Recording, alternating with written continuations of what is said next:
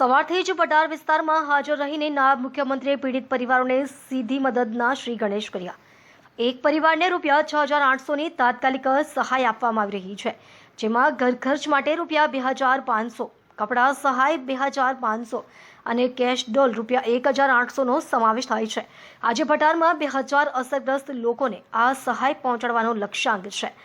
નાયબ મુખ્યમંત્રી પોતે તંત્ર સાથે રહીને રાહત વિતરણની સમીક્ષા કરી રહ્યા છે। અધિકારીઓને પૂર પીડિતો સુધી છેલ્લી માઇલ સુધી મદદ પહોંચાડવા સખત સૂચનાઓ આપવામાં આવી છે।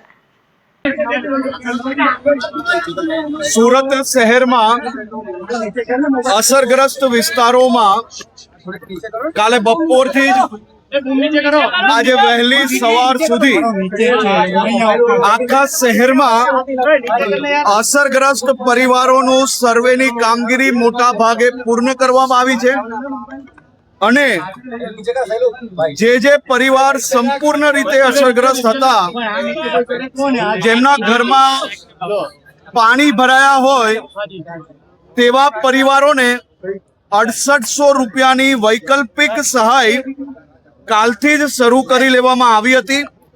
આજે તો સુરત શહેરમાં 250 થી વધારે ટીમો આ કામગીરી કરી રહી છે।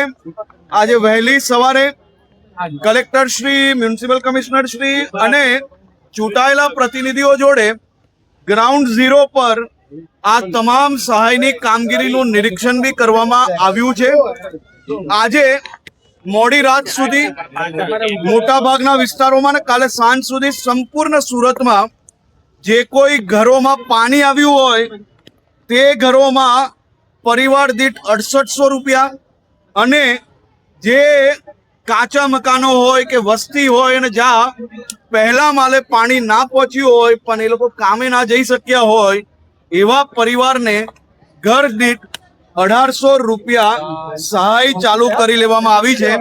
હું હમણાં આઝાદનગર ભટાર વિસ્તારમાં છું, જ્યાં 1900 થી વધારે પરિવારના સર્વે થઈ ગયા છે અને આ બધી જ સહાય આપવાની કામગીરી ચાલુ કરી લેવામાં આવી છે અને સાથે સાથે સ્વાસ્થ્યની બી ઘરે ઘરે જઈને તપાસ કરવામાં આવી।